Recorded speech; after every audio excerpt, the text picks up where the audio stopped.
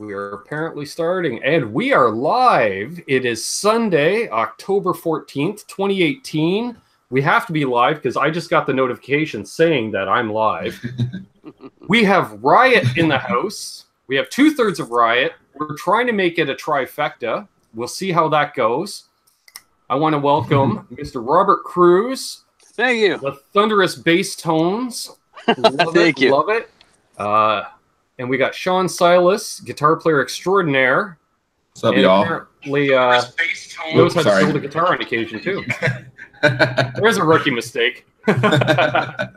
Yeah, once in a while, I'll jump in there and, hook somebody up if they call me.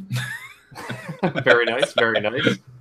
Very nice. I'm just going to quickly check the chat here. We already got a bunch of people in the chat. Sorry for the little bit of late start, guys. We're still waiting on Charles. Let's see. We have my sister first in the chat, Amanda, saying, I'll be jumping in at 9, bro. See you then. So we have to go at least till 9. All right. Awesome. Or 6 for you guys. Because you're on the West Coast, a.k.a. the best coast. Johnny in the house. Good to see Johnny. What's up, John? Hey, what's up, Johnny? We got Soda Pop. We got JJ's House of Jams. Hey, bro. We got Pooh Ninja.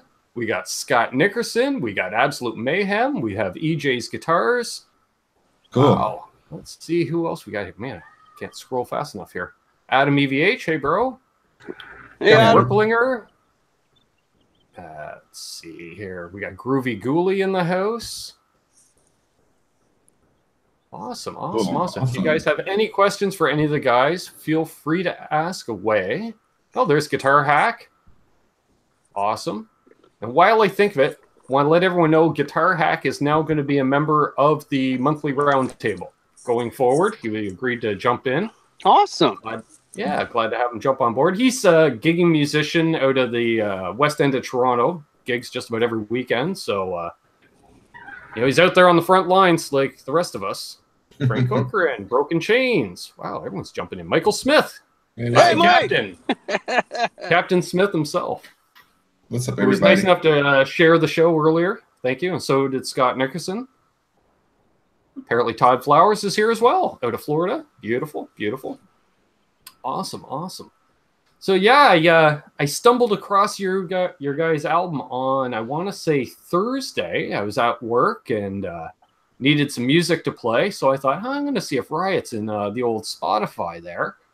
And there's the new album right then and there. And I went, oh, wow, cool. Oh, man. Perfect. So the last hour that the vape shop was open, for those who don't know, I run a vape shop during the week. And nice. So the soundtrack to our customers was Riot.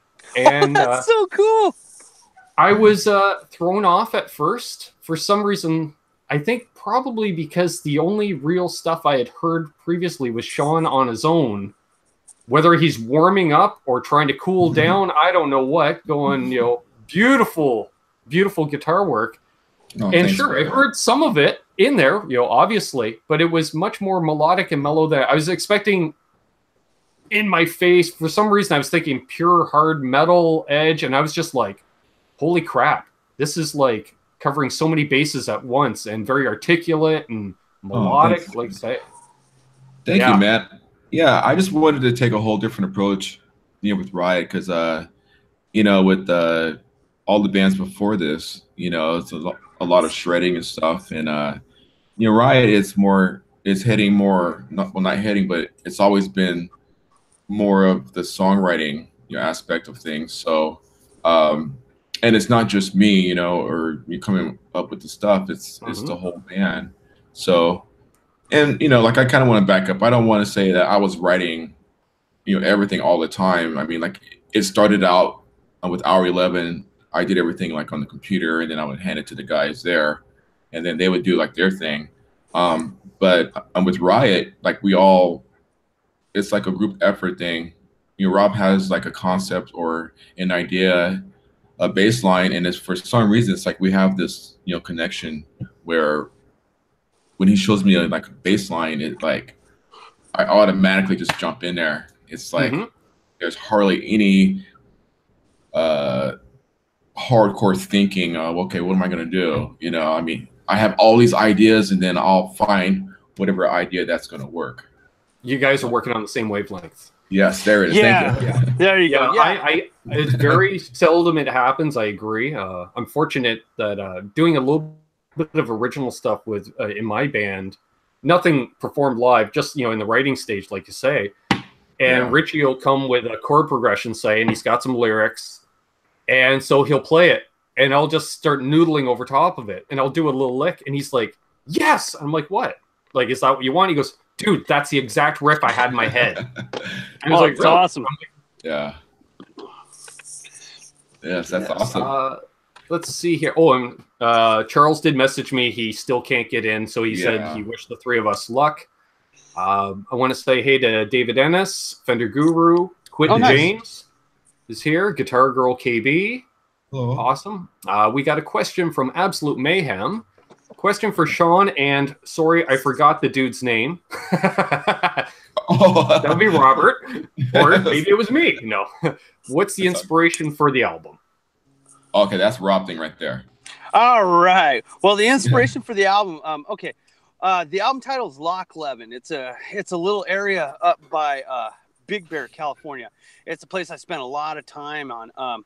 And Loch Levin, it's about this part of the process. I mean, if you really break down the songs, it covers a process, a personal growth process that I've been through since 1994 on up. And it's just been searching.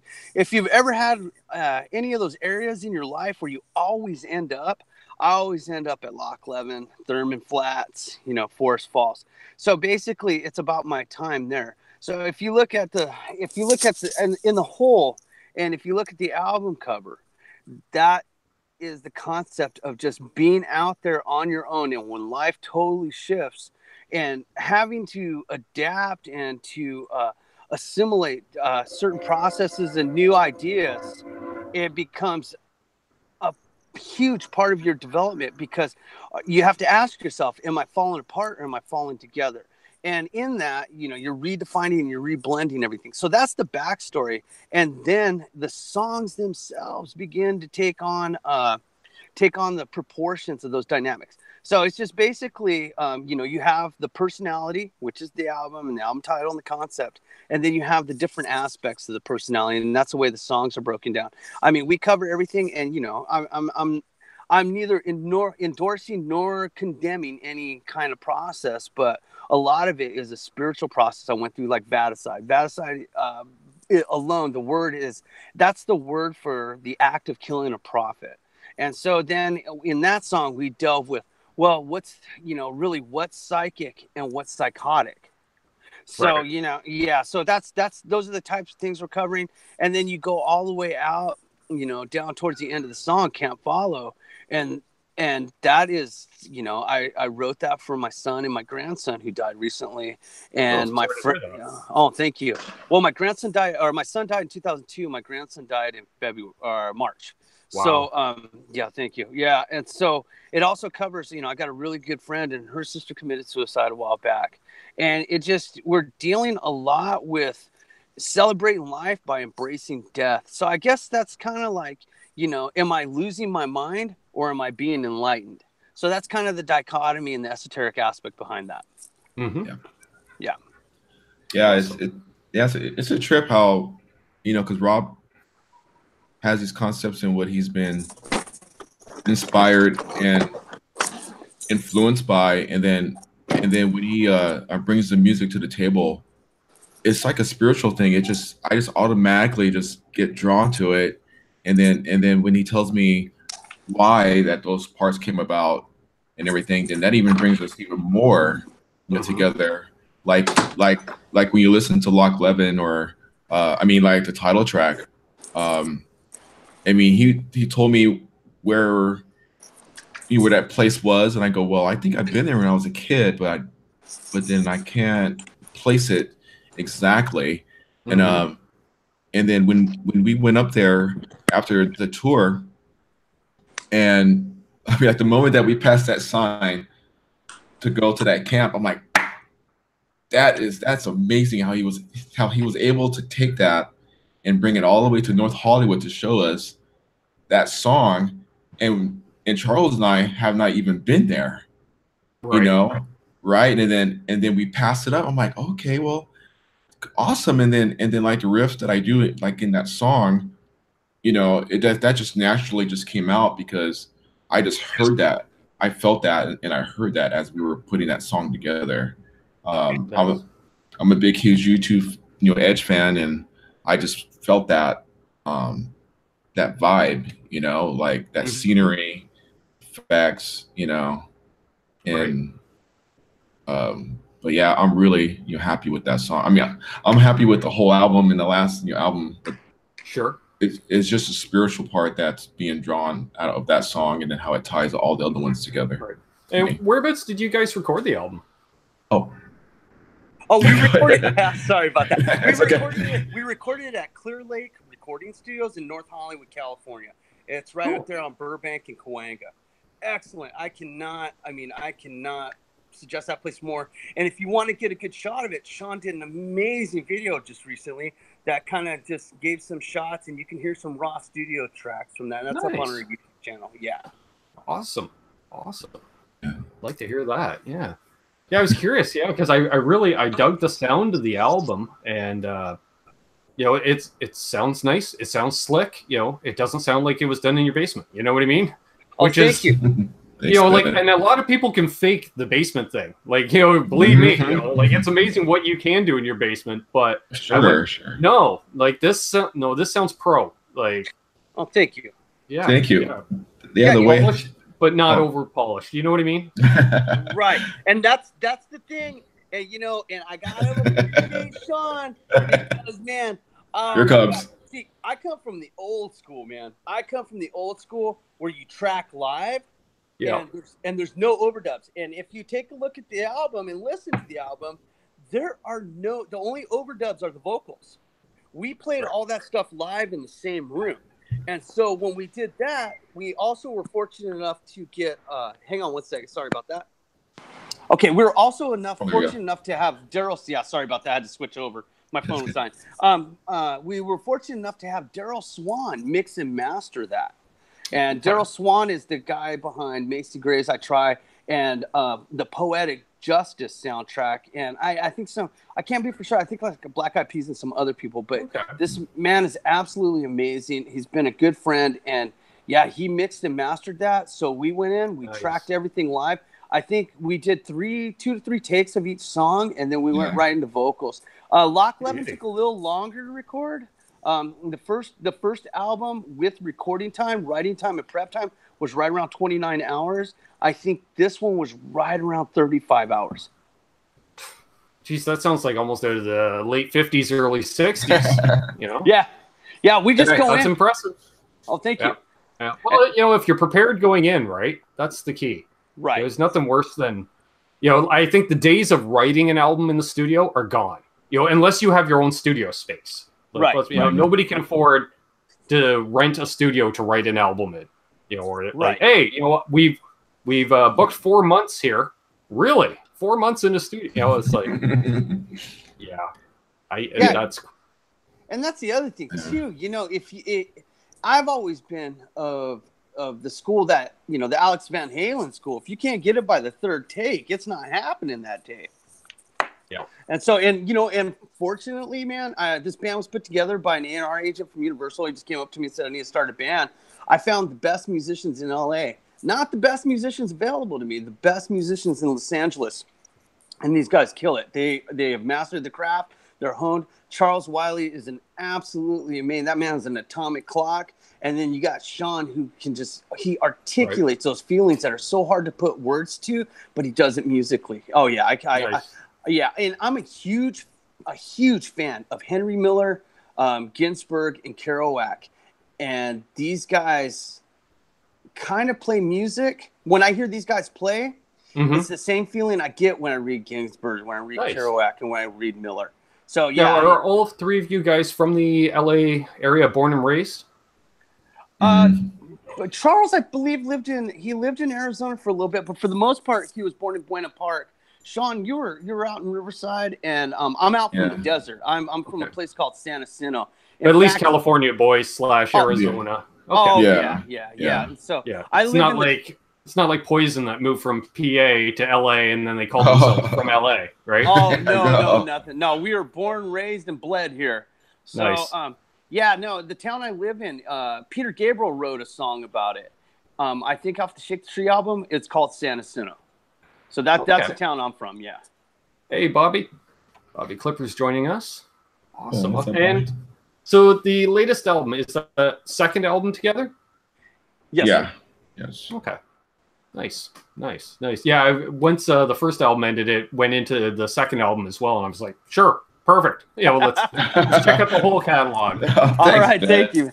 Yeah, I there's- think the whole catalog spans about 35 minutes. Yeah. It's actually like a place. yeah.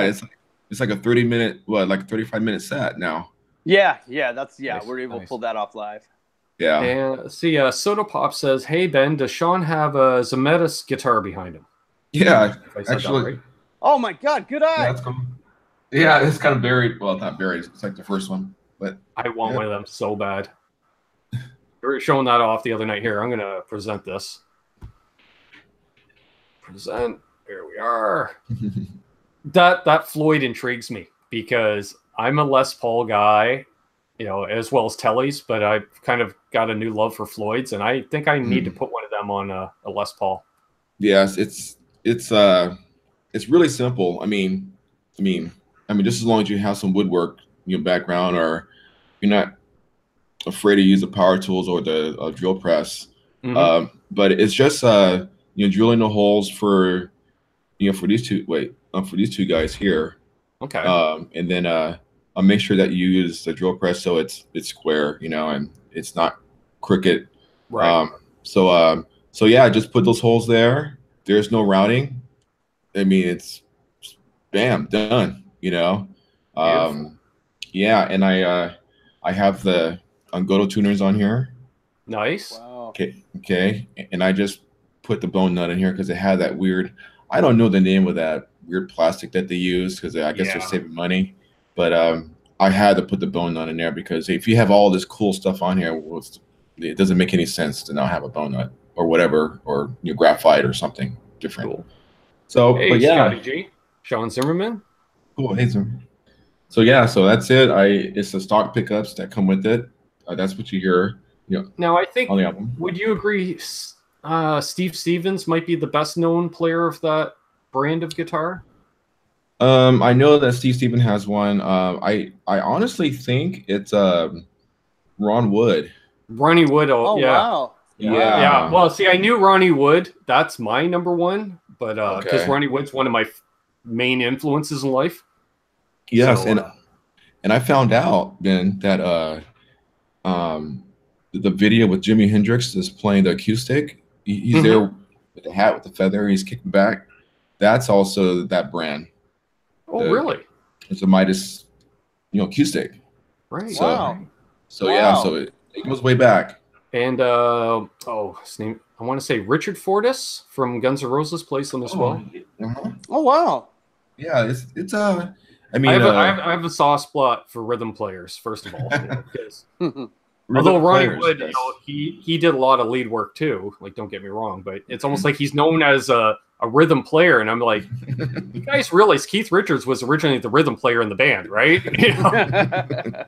Yeah.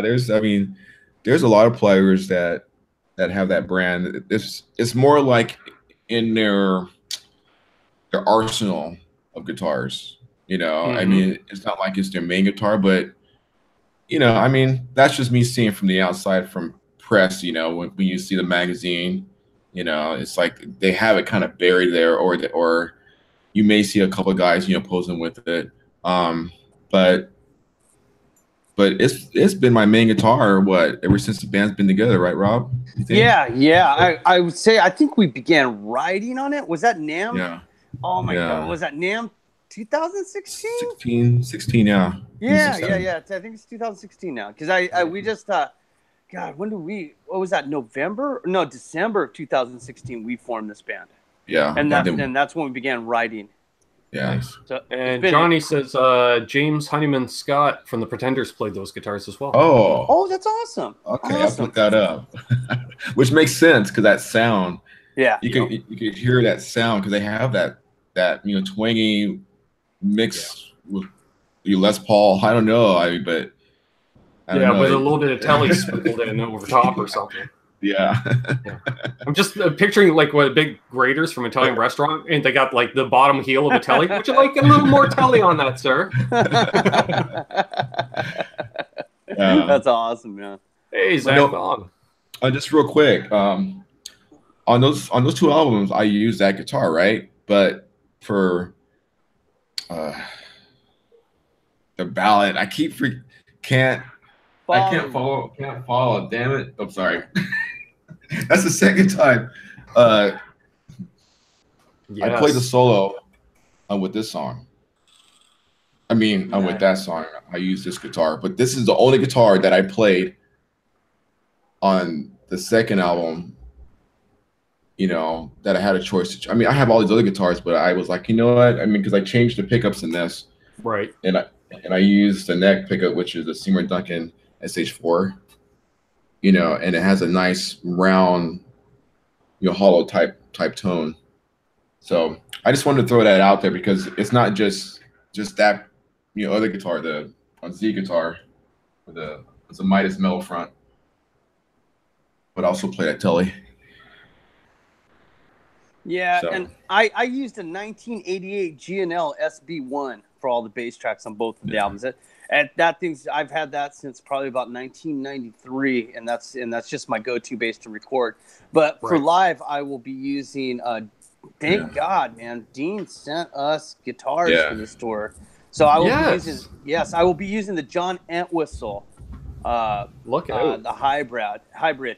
And then I have Dr. Jekyll cabinets. Man, that thing screams. So we've been very fortunate. Just want to give a shout out to Dean Guitars and also to Dr. Jekyll Guitar Works. Yes, they both those companies. And I'm going to quickly give a shout out to renofin.ca Custom Guitars. Cool. Available with the Ben Coombs signature Telecaster. All right. And Ardens Music as well, my other channel sponsor. And we have breaking news, folks. There's been a trade. Terry's G&G has traded away his, I believe it was an Epiphone SG, Terry, or correct me in the chat. He had an SG of some high lineage. It's been traded away for $100 cash, an upgraded gig bag, and a 2011 Fender Jazzmaster Blacktop HS. What? And he says the guitar is a word I can't see on here, mint, with exclamation marks. There we go. Yes, whenever there we go. He had a 2008 Gibson SG Special he traded. So, Terry, being a Canadian, that's a big thing. Breaking news, there's been a trade in the NHL type thing. And so whenever he has a trade, he always starts his video as, we have a trade announcement, folks. That's awesome. That's awesome. That's awesome. Cool. Yes, very cool. I wish you the best of luck with that guitar, Terry. Oh, those SGs are great. Now, what's going on? I heard Gibson was in trouble, or is that just more like... It's all pretty much taken care of now. Okay, good. So the thumbnail of 2018, they weren't at NAMM, partially because the fees to appear at NAMM. So they went to the Consumer Electronics Show instead because they have so many other divisions that are electronics. Right. Okay. Did that. They end up filing bankruptcy, of course. So they go into bankruptcy protection. They worked out a deal with the creditors. Several board members have been let go. The funniest caveat in their separation agreement was the fact that they cannot speak ill of Gibson for 3 years. And when I read that, I actually laughed out loud because I don't know a guitar player that could go 3 years without slagging Gibson. Sorry, Gibson, folks, if you're watching. But it sounds like they're on the mend and they're back. They trimmed a lot of different models and stuff, and they got rid of the stuff that none of us really liked, like robot tuners. Streamlined it, and they're back, and I think you're going to see some big stuff at NAMM. They're pushing Kramer again, which is awesome. I've even heard some Steinberger rumblings, but it's nothing to announce. Yeah, very, very, very mild. Like, I don't know if they're going to actually license out the name and have them built offshore or what the deal is. So I don't want to say exactly till I know more, but. Oh, it's amazing. Yeah, I just, I've always been pretty bread and butter, man. I mean, for the most part, I've used G&L and Fender. What's wrong with that? Yeah, G&L and jazz bass. I mean, jazz bass was, and it was funny. Sean and I worked at Fender together. Yeah, I think I know why you only lasted 6 weeks there, Robert. It sounds like Sean was there an hour earlier than you every day. Yeah, pretty much, man. Pretty much. Yeah, complete different department. Yeah, Jackson started at 5, and then I was a tune tester over on the Fender side. So it was crazy because you could Sean has such a unique tone, and and you can just hear it. Oh, that's Sean. He has a certain chug, and it was really cool to walk in and see he's got a pile of wood, and then like an hour or two later, he's got a Jackson, and the thing was just absolutely amazing. Yeah, I was just like, oh my God, I'm having trouble filing this nut, and you just built a whole guitar in the time it took me to file the nut. But yeah, that's why I got fired. No, it took 14 years to get to that, so you're fine, man. Yeah, I think by the end I was setting up, I want to say in an 8-hour shift, I was setting up 22 guitars an hour a day. Wow. Yeah. Oh, production was huge. Still pretty impressive, right? And I would think, would some of that be how good when it was initially assembled? How dialed in. If a guy takes 2 extra minutes at his bench, he'll probably save you 5. Exactly. And that was great. That production line, it ran so smoothly, and by the time we got it, I would have to go ahead and put the strings on all the way out. And so, it was just really there. And when we got there, the good thing was everything was probably about 90 to 95% there.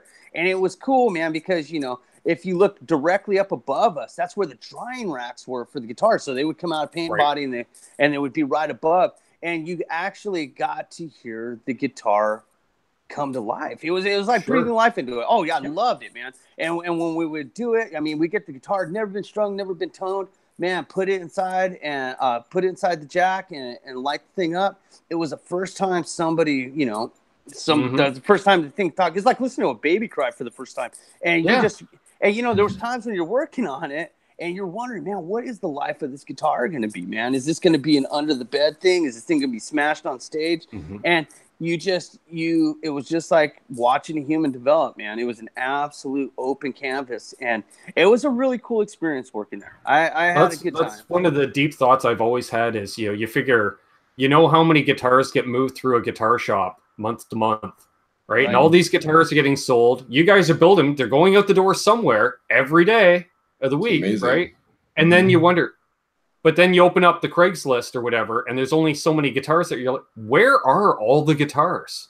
Like, we know in the 80s, all the really cheap stuff literally fell apart and ended up in dumpsters, but guitars are being built so well over, even the last 10 years, that I know a lot of us, we're not from my dad's generation that only ever owned 1 or 2 at any given time. Now we all have a dozen, I think, and that's part of it. But where do they all go?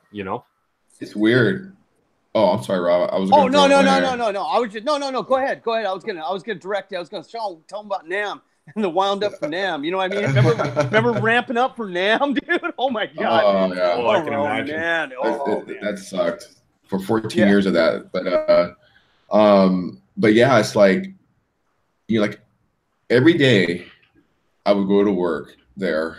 And I would see all these guitars. I mean, just on the Fender side, I would clock in and I would see racks and racks and racks and racks of guitars. And you guys were doing like 500 a day or something like that. Yeah, 500 a day is what we're building. Something like 500 a day, dude. Yeah, and it's like, where do these guitars go? And I've seen the warehouse, where they put them at, which was I think they moved it to San Bernardino, which is like like a half hour away, and that's a smaller warehouse because they had the other warehouse, which was in Ontario, right by the airport. Monstrous, dude. Monstrous, Ben. It was like It was like something you'll see out of Indiana Jones, you know, when they put the ark there. Right. You see it's crazy for days, you know. So I don't know who's buying these things. I mean, but they're selling them, you know, and someone's putting them away and they're playing them. Believe somewhere. me, I can understand big buildings. We have the largest Air Force base in Canada in my town here. So, and I used to work on the base doing PA systems, and they'd be like, okay, that speaker's out. I'm like, that's 4 stories up. I'm not changing that. I don't do that kind of height. Sorry. I get that. You take a scissor lift and it's like doing this. But anyways. Yeah, exactly. You guys had mentioned NAMM, and I did want to say it was a message to me that we do have a GoFundMe going for the NAMM Hangout. It is on the Friday night in NAMM. We have a suite at the Hilton Hotel. Both you gents are invited. Oh, thank you. Nice. Thank you. Yes. Sean, I think I mentioned it to you before when you were on. And yeah, so we do have a GoFundMe because it's not a cheap suite because we got a big one, so there's enough room for everybody. So if you feel anybody that's watching now or on replay, if you feel like contributing, please check out the links down below for the GoFundMe. We have another one as well just to get Richie and I to NAMM, which we're about halfway on. But we're fully expecting to go out of pocket on that anyways. But if somebody wants to contribute, that's awesome. We appreciate it. Yeah, send those links our way. I'd like to put it up on my personal page. Yeah, for sure. Well, thank you. Yeah, no worries. No worries. Definitely do that. We've got NASCAR Canuck in the house. That would be my cousin Doug. Cool. Hey, cuz. Awesome. Hey, Doug. Good to see you. What's up, man? Doug's a huge music fan, although when it comes to playing music, he can barely play the radio. I never heard that one before. That's a good one. Love you, cuz. I can barely play the fool. Yeah. So I think, we kind of covered. I had a question earlier of what kind of gear you guys used for recording. Now, Robert, you used G&L bass. Did you plug directly into the board, or did you use any kind of a preamp or power amp? I went or right you were live off the floor. Right into my Sans amp, and then right into some fancy direct box amp. I am, I'll be honest with you, man. I am so e-tarded. It's not even funny, man. I started playing bass in '88. I just went directly into the head, and I was like, so the fact that I even went to a Sans amp has been just like an amazing thing. And no dig on the Boss stuff. Those big old like 800 effects in one pedal boards. It was just too many options. Now, can I ask you guys a question? And please forgive me. I'm tech-tarded. So, I found some effect pedals. There were the Boss. Maybe the people in the chat can help me with this one too. I really dig the old effects that Boss did, like the CE2 and the DMC. The CE2 is the industry standard, dude. Yeah. Now, would that stuff work on my box. bass? Would that stuff work on my bass? I don't know. It'll target different frequencies. However, like for instance, my best friend, he used to use a bass big muff when he ran a Fuzz. He didn't like guitar big muffs. He liked bass big muffs. Okay. So sometimes you get happy accidents using stuff as it's not intended.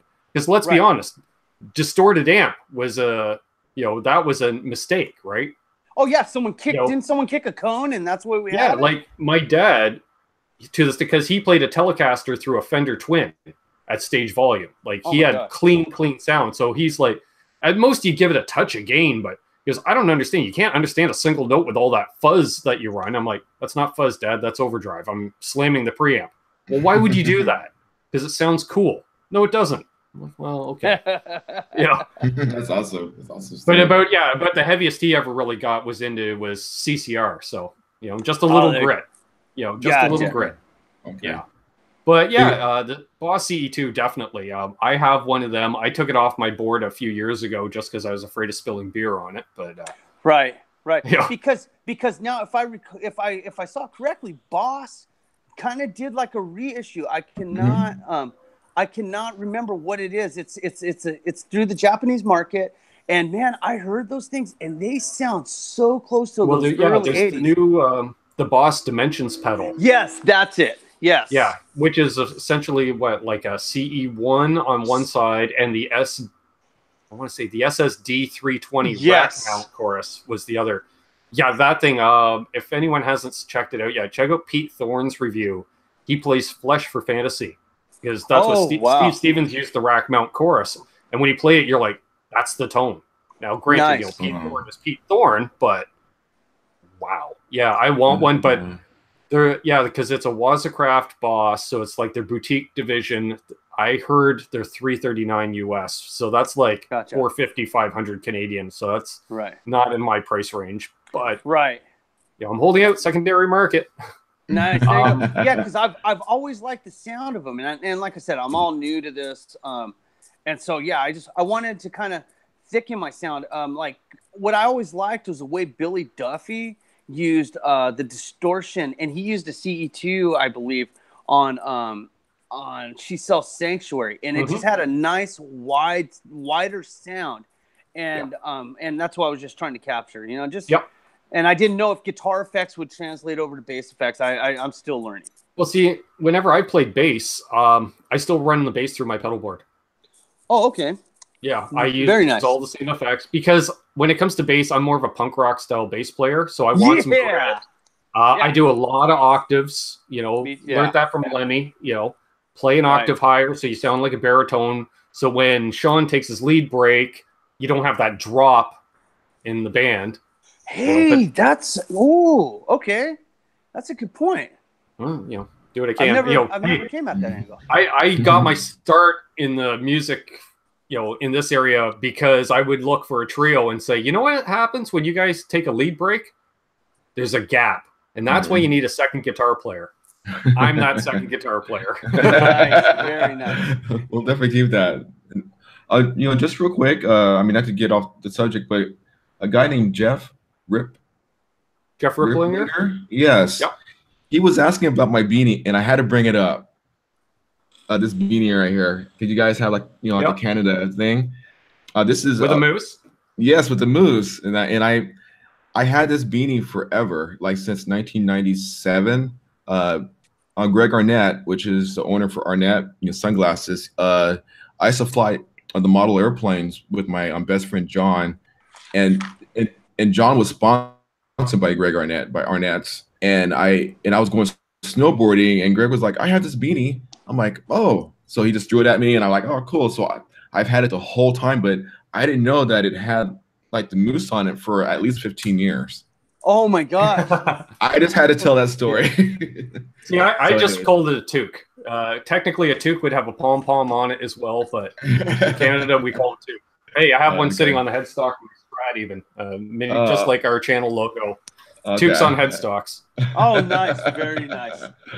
That's and cool. I did have a question in here from Soda Pop. He was wondering what bands influenced Riot. Oh, Sean, why don't you go ahead and start with that one? Oh, okay. Yeah. Well, we're like a mixture of styles. And it's weird how it all comes together, because we all have our own separate, influences. But it's funny because whenever I talk to Charles, when we're talking about music, we'll always bring up, Dream Theater. And Rob's not a Dream Theater guy. Yeah, Rob is not. That's not his thing. That's not what he's into. But it's crazy because when we go off into, like, if you listen to Vaticide, you'll hear the crazy Steve Vai thing, and Charles is doing his off time thing in there, and I'm doing the chugging stuff. If you ever hear me chugging, that's very Dream Theater-ish. That's where I get. Okay. I know what vibe I got listening to you guys. Oh, what's that? What'd you get? I would say, I could hear some Dream Theater meets Faith No More. Really? Wow. Yeah, I can hear that. I can hear like Faith No More when I was introduced to them. I think like the way most people were once Mike Patton joined the band. I wasn't aware of them, although I prefer the earlier stuff. Because I swear, I can't remember his name, but he was the worst singer in the world. But there was so much passion. Yeah, the passion thing is and really the passion important. was there. It's like when I listen to Dinosaur Jr. It's all passion. Oh yes, Jay Mascis, absolutely. Yes, gotcha. Roger that. And but when Faith No More hit it big, you know, and I looked and I'm like, okay, you got a metalhead on guitar. Mhm. You've got this kind of Anthony Kiedis kind of guy as the front man. You got a keyboardist. You got a reggae-looking drummer. Like, it was a complete mashup of styles. And that's what I kind of hear. Like, I can hear different influences from each individual member within a song. And Dream Theater did a lot of that too. But it's just, yeah, I don't quite hear as much heaviness. But then again, I'll be honest, I haven't listened to a Dream Theater album in 25 years. So, right. Well, you know, that's crazy you say that. Sean, which Dream Theater album was recorded right next door to our rehearsal space? Awake. Awake, yes. We rehearsed right next door to where Awake was written. Okay. Yeah. And so, but for me, man, I am Southern California punk. I mean, I came up with that, and, you know, the metal stuff, you know, like, you know, Venom, Motorhead, of course, got the Motorhead shirt. But I came up, these guys, it's so crazy because Sean and Charles are so refined and so cultured in their musical playing. And man, I pretty much do brain surgery with a hatchet. So yeah, I just, you know what? It's about feeling, you know, I mean, depending on what day you'll ask, I mean, for the most part, Geezer Butler was a huge influence, just huge. Mm-hmm. And, you know, and then the other night, a few months ago, I actually was able to catch Electric Wizard in LA. Man, those guys have not been to the US in 16 years. But then with the punk comes also the industrial and goth. I was a huge Ministry fan, and Sisters of Mercy and the Mission. Those guys were just absolutely huge influences. Janice. What's that? And Michael Smith. I was just saying hey to Janice. She popped in, but Michael Smith also mentioned King's X. And yes, I can hear some King's X too. Really? Yeah. I got people say that too. Oh my God. You know, it's a trip because this band. Jeez. What was that? King's X, they never got the fair shake, I don't think. No. You know, like every time I seen Doug, like we saw Doug at the Whiskey, and me and Charles and Rob, and there was other guy. We were just sitting there talking, and Doug comes up to us, goes, "Hey, what's up, guys?" And he gives us a hug and everything, and it was so cool to see them play, and they're so, you know, underrated. But yeah, with this band, you know, I mean, with Rob with his punk vibe, and with me with my metal side, my pop, on YouTube rock, you know, and then you have Charles with his Charles is like jazz with rock, you know. It's a crazy melting pot of influences, and when you listen to the to the albums, you could hear those influences in certain parts. Like if you listen to Pop Grade, that song was completely punk. I never played punk in my life, and when I first heard it, I was like, I've always wanted to play that, you know, because it's just, I mean, because I told you that, Rob, when you showed me that, and I was like, yeah, that's what I've always wanted to play. Right. And then you go into like into Dregs, you know, and that's like it's a ballad, power ballad, but not like the 80s power ballad. It's more like the early 90s type of a ballad. I mean, to me, you know. Right. And then you go into Riot, which is like a Pink Floyd soundtrack, just taking you in, you know. Yeah, it's almost like you guys were dipping your toes a little towards Rush at times. Yes, you're right. Thank you. I didn't want to say that, you know, because that's sacrilege. Because man, I'm sometimes. That's okay. You know, I'm Canadian. You know, they're one of our favorite exports. So. Oh, nice. Well, you know, a lot of stuff too. Especially, I want to say the not Pop Brigade, but the Dregs riff. You know, Mike Starr from Alice in Chains, he used to be my roommate. He lived with me for a while right before he passed. Wow. And, 2010. And so, you know, some of the different voicings that I use today, not like I've lifted anything, but some of the different approaches and stuff, he, you know, are due to that time I spent with Mike when he was living with me and we'd sit down and we'd jam and stuff.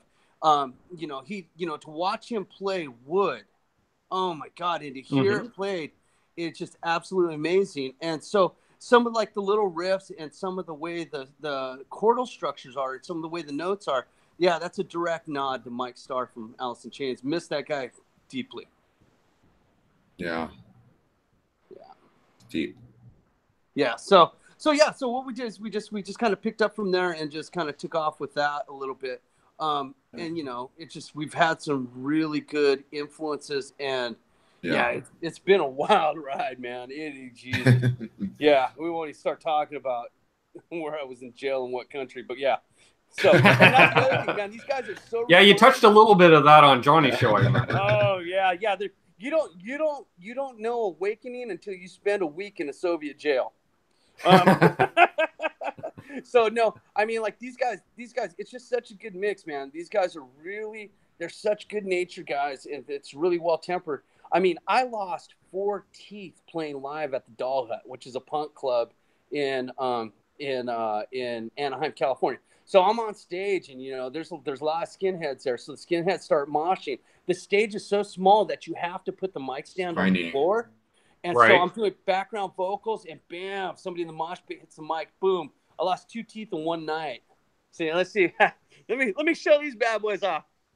I don't know if you can see them. Oh yeah. Go down a little bit. How's that? There you go. Yeah, those are the teeth. I won't bother presenting. What's that? I said I won't bother presenting you. No. But yeah, those are the teeth I lost at the Doll Hut. So. I have to tell you a story about the Doll Hut for playing there. I've been around it forever, ever since I've been in California. But when I played it the first time with Riot, and the stage is so freaking small, I was on the left side. I guess that would be stage left, right? Stage left, yeah. Stage left, okay. And there's a monitor right there, and most monitors are up high, you know, or they're out of the way. But I happened to go like this, and I barely grazed it. If I would have like went full force, it would have almost knocked me out. You know, wow. But it's like that tiny, you know. But you know, it's cool because you know it has the punk vibe, and it's OC, Orange County, California. You know, so. See, when I think Orange County, I don't think punk for some reason. But I get it. But I get it because where you have normal people, you get a lot of rebellion. Yeah. Right. Yeah. Because that over there at the Doll Hut, man, that's, you know, you used to be able to see Social Distortion there, Bad Religion. I think Everclear played there one time way back when. And Sean, that monitor where you were at, I remember way years ago, dude. We got on stage and I had a bag of weed in my pocket. And I was like, oh my God, what am I going to do with this? So I stuck it up inside the ceiling because it used to be a push-up ceiling. Well, the next week they went and redid the ceiling and just solid. So yeah, I've got a pack of cigarettes and a bag of weed up in that ceiling right to that monitor at the Doll Hut. Wow. Yeah. Right there. Yeah. Nice. Yeah, they just killed it. So it's like we have a question from Michael Smith. He wants to know if anyone in the band reads music and gives lessons. I suppose. You don't have to be yes to both in order to be yes. No. I cannot read music, and I've never had lessons. Everything I just, you know, I grew up out in the desert. You know, my grandfather was a guitar player. He used to play for the radio stations way back in when they would do like the radio programs. Right. And Hello. Oh, sorry about that. I had a phone call coming in. I had to kick it out. So what he would play behind the commercials. So that's what my grandfather did. And my dad did country. So I grew up with instruments. You know, my grandfather started teaching me how to play guitar at 4, and you know, I never did it. I took music theory classes and I would have to drop it. It would not stick. And as far as lessons, man, dude, I am not the one to teach because I cannot articulate because I don't think about what I'm playing. I feel it and trying to express that feeling. But yeah, so that's where I'm at. What about you, Sean? I've never asked you that question. All this time, 2 years, right? 3 years. Well, actually, Sean, do you read music? Well, I mean, not like how I used to, because I, you know, back in the day when I was playing the accordion, that's when I had to know how to read music then. And then I went to the piano, and then I had to learn on that, of course. But as far as playing guitar, that was all by ear up until I started playing guitar in 1981. I think it was. Yeah, it was a while ago. And then about a year of playing just myself, I got into my first band. I didn't know what the heck I was doing, and that's when Quiet Riot, I think it was 82 or 83 when Quiet Riot came out with Mental Health. Oh, that was in November of 82. Go ahead. Okay, cool. Thank you, Rob. Yeah. That's when I wanted to know what the heck was Carlos playing, and I knew that Randy Rhoads was a big part of that. And I was like, okay, well, I need to go and take some theory. So I went to the local music store, which was Lear's Music, Rob. You know Lear's Music. In Riverside, downtown Riverside. Yeah. And so I went there to go take lessons, and that's when I learned the theory aspect of what the heck I was doing. And then when I started getting into Steve Vai and all Tony McAlpine and Paul Gilbert and Jason Becker, and Van Halen, then I had a better understanding of skills and stuff. So yeah, but lately I haven't been there. I did ask a friend of mine that's a really amazing teacher, Mike Gross. I'm sorry. He's like an amazing guitar player. And when I did the hour 11 thing, I figured out the solo I was going to do before we went into the studio. When we got to the studio, the producer didn't like the solo, and he was like, "I want you to just try something new. Just be you, be more you."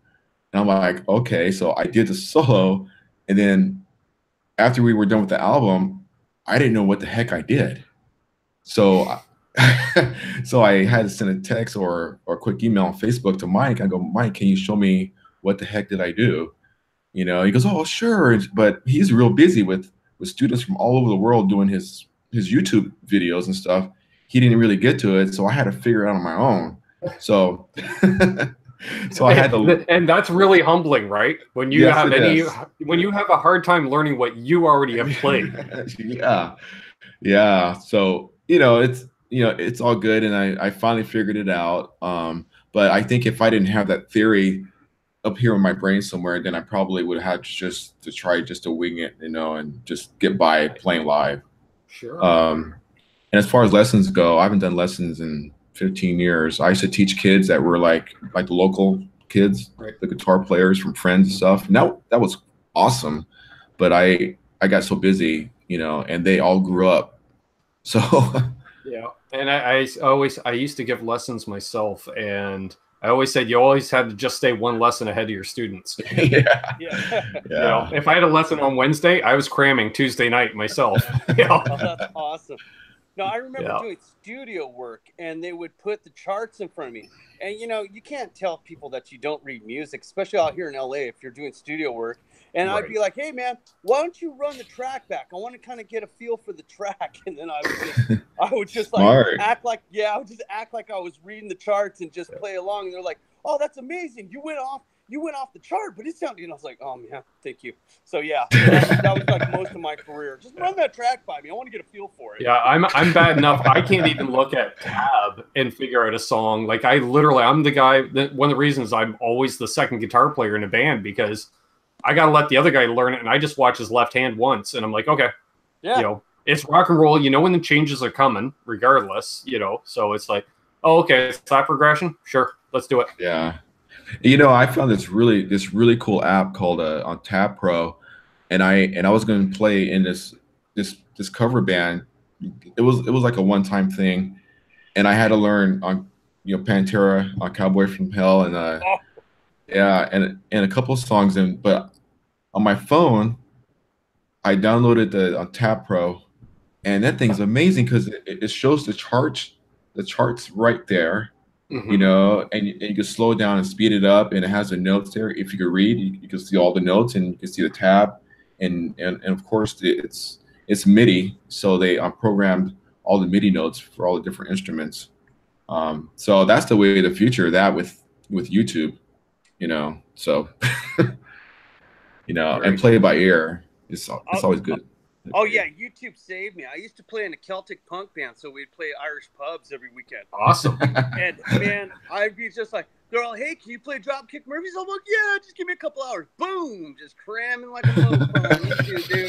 I was just, oh my god, I was sweating like a priest at a preschool, just trying to get through this. And I was just.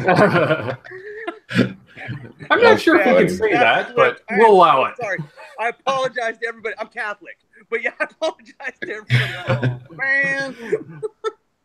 See, now you got me at Celtic Punk because my dad is from the East Coast of Canada, right? And there's a huge like Celtic music scene. Like it was to the point that when my cousin got married, they had to hold up the reception because my uncle could only dance to the music in 3/4 time. Oh, that's crazy. Wow. So they had to find some music from the coast for him to dance with the daughter, the bride, you know, because he can't dance to 4/4. Oh, that's so crazy. Yeah, Celtic music, you know, it has a place in my heart, and Celtic Punk I just love, you know. Oh yeah, dude, I've been fortunate, you know. I mean, I played in a Celtic punk band, and then you know what else was also a really good experience for me is when I played in a mariachi band. Oh yeah. See you, Janice. Oh sorry, hey Rob. Yeah. This is the second person that I've seen that you look like the guy from Korn, Fieldy from Korn.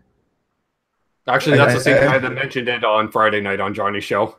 Yeah, I think it's the hat and the beard. I think that's what it is. Oh, maybe. God, okay, gotcha. I'm sorry. I had to unplug my headphones because the phone was dying because I got that crazy iPhone where, you know, you don't have headphones. So that's what I'm doing. But, yeah, that's funny, dude. I heard that, and somebody else told me I look like the bass or the guitar player from Pennywise. Oh, I have to look him up. Yeah, dude, I'm like, really? You really think I look like a 5'8", 350-pound guy? Thanks, man. No, I love Pennywise, dude. Those guys, South Bay, all the way, man. But yeah, I played in a. They used to play around here back in the day. What's that? They used to actually play around here back in the day on occasion. God, those great bands. But yeah, and then I played in an Elvis impersonator band that in high school. Yeah, that was good times. But yeah. Hey, my sister's in the chat. Hey, Amanda. Hey, Amanda. Well, she said she'd be back at 9, so she was only 5 minutes late. So that's pretty good. Very nice. But yeah, Celtic, man, Celtic music, Celtic punk. I love all that. You know, the Dropkick Murphys. It's probably like one of my favorite bands. You know, and it's fun stuff to play. And you know what I like about it is it pulls all people in. It doesn't matter if you're punk, metal, whatever. It's just that vibe, man. And you know, I grew up working class, man. My parents used to pick, you know, crops out in the field. You know, they were migrant farmers. My grandparents were migrant farmers. They used to follow the crops, and so you know, I come from a long line of that. My family are all my dad's generation. They're all like blue collar factory workers. So that's what it is. And soldiers, man. So I grew up with soldiers, blue collar workers, and migrant farmers. So, you know, I always got the rub of when are you going to get a man's job? That's brutal. Yeah. Well, my grandmother was still working in fields in her late 60s just because. Wow. Yeah. Just because, yeah. Yeah, well, it's like the retired guy that still gets up at 6 in the morning every day. Yeah. Oh, like, yeah.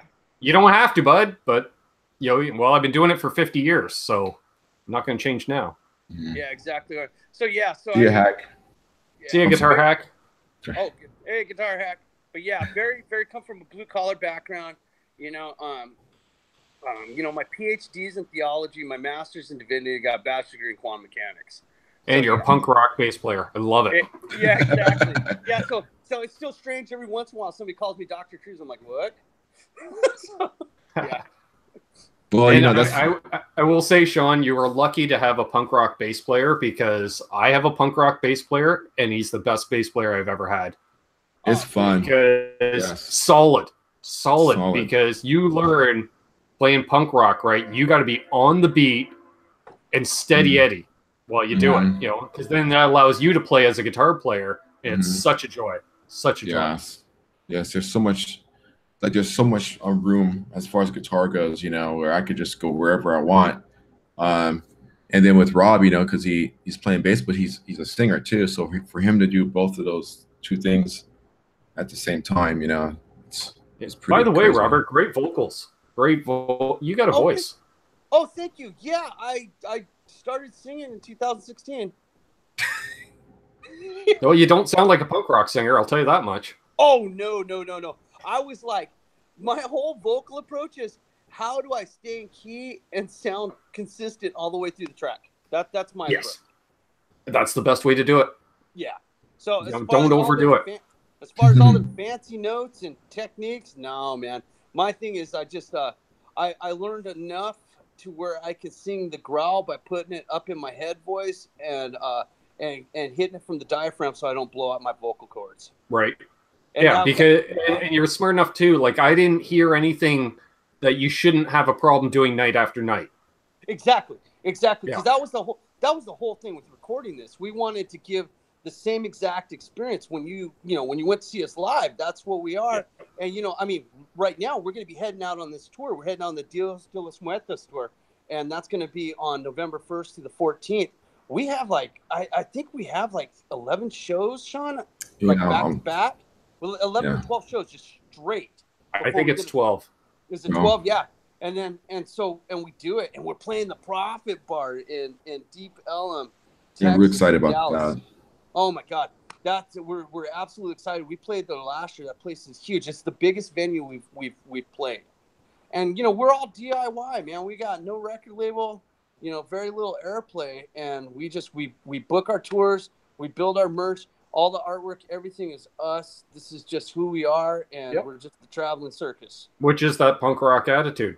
Very DIY, you know, and you know, it's funny to people that aren't into punk. They think it's very exclusive. And I will say, back in the 70s, you know, there was some exclusiveness to it.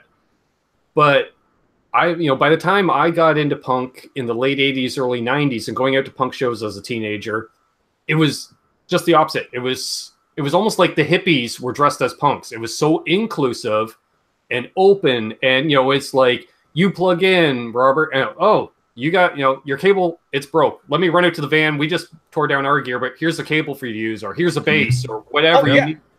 Right? Yeah, totally. I mean, at one point, let's see, I played with a different band. We played a function called Punk Rock Picnic in Long Beach. It's an offshoot of Punk Rock Bowling. We played that, and man, the vibe was so laid back that one of the guys from the Cockney Rejects just walked up and started feeding me chicken during the set. I think I got a picture of that somewhere. And that's just the vibe, man. It's just there is just no messing around. Now, one of the guys I would like to give a shout out to, I mean, these guys have been on the scene forever, is a band called Narcoleptic Youth. If you do not or have not heard about them or know about them, you know, dig into Narcoleptic Youth. Those guys are very local, cool. and they really pushed a lot of stuff on the local punk scene. Mm-hmm. So yeah, it's like you'll see a mosh pit or a circle pit going. Somebody falls down, and then all of a sudden it's boom, 6-foot gap around them while they pull the guy back up. Exactly. Yeah. You know, it's like, oh, I'm not going into a mosh pit. You'll get trampled. No, you won't, because before you even hit the ground, somebody's grabbing you by the scruff of your neck and pulling you back up. Yeah, that's what I experienced too. Yep. Yeah, and I learned not to stage dive at Primus. They won't catch you. No, they won't. No. Actually, I had some friends of mine just wrapped up a tour with Primus last week. Man, that's another amazing man. Les Claypool's he's a wonderful guy, real sweet soul, and he's just an absolute genius at what he does. Yeah. I don't know how he split his brain in two to actually do two functions at once. That's amazing. Yeah. Let's see. Michael Smith asks, any chance that the tour will be expanded to more dates? At this point, no.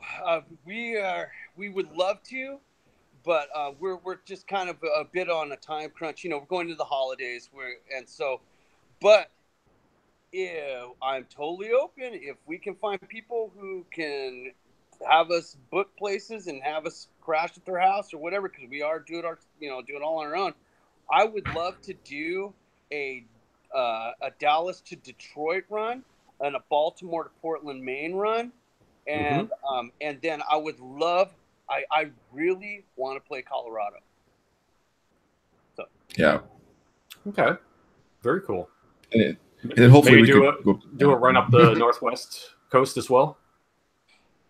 Wow, you know, I haven't even thought of that. Because if you look at the analytics, basically we've been kind of basing our tours on the analytics of who's buying the album and where we're selling the most albums. So sure. So yeah. Hang on one second. What's that? Okay. Yeah. So I'm sorry. That was my daughter. Apparently, if you guys go to Colorado, you can crash at Michael Smith's place. Oh man, dude. Oh man. Well, okay. I'm not completely housebroken, Michael.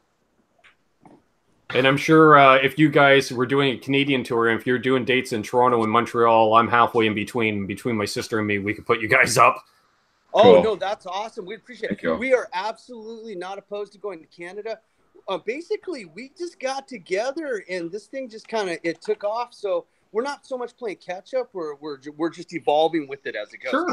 And so yeah. So we're not opposed to anything. We're open. We really want to get to Europe, and then right now we have, Sean, what is it, 2 songs on the Australian Independent? I can't remember. Yeah, I saw that Banks Radio, I think it was. Banks Radio, exactly. Yeah. Great guy there. Yeah, he actually gave me some airplay on my only album I recorded with my previous band. We hit him up, and we were getting plays out of Australia too. It was awesome. He's a great guy. Isaac Banks. That's it. Isaac Banks. Yes, Isaac Banks. Yeah, we would love to go to Australia and support that. Like I said, we're in a good position right now where we're rather flexible, and you know we have the availability to do it. But yeah, we are absolutely. I would love to play Canada. Nice. Just do it in the summertime. Oh yeah. You know, remember I told you the weather off air. Oh yeah. Yeah, that's not awesome. No, it's not. See ya, Doug. Yeah, sounds good, bud. I'll chat with you tomorrow. I got to still watch the NASCAR race. I'll watch that in the morning. Mm-hmm. So, Soda Pop was asking where we're from. Okay, why don't you go ahead and start with that, Sean? Yeah, the band is basically out of North Hollywood. I mean, that's like the core for how we meet up and where we rehearse, and that's like our home as Riot. But we live. Charles lives there. He's not too far from where we all hang out at, and I'm from Riverside, which is like 50 miles west, and Rob is in San Jacinto, man. San Jacinto. Yeah, he's further. Yeah, I'm way out in the desert. So San Jacinto, Yeah. but also, you know, I spent plenty of time right there on Cahuenga and Magnolia in North Hollywood. So we're pretty much all over the place. But with the way the technology works these days, we're able to really get. And man, I got good guys. You know, somebody was asking us about, hey, how often do you rehearse? It's like when we record. so yeah, we don't. It's not like a traditional rehearsing, because we've been playing for so long. I mean, just as long as we have a pretty good idea on what's going on, then we'll all get together and then we'll just work it out in the time that we have, together. And then when it's time for time for us to record, then we'll do a couple of rehearsals, and then as far as shows go, or did I already say shows? No, I don't. It's the beeping that got me distracted. Yeah, I'm sorry. Yeah, I just got in the car. I'm driving back out to the desert right now, so sorry about that. If you hit an In-N-Out burger, I'll be so jealous. So yeah, because that's the first thing I'm doing when I get to California. What's that? You're hitting a what? In-N-Out? In-N-Out burger. Oh man, you know what? Back in the day, yes, but I'm vegetarian. So I not vegan, but I do love their French fries, and I absolutely, I do the grilled cheese, which is probably like a sacrilege, but yeah, no, In-N-Out's amazing. What's another one? Five Guys. We have Five Guys down here, and that's another really good place. And just back in the day, I lived on that in Del Taco. So Good old Del Taco. Yeah.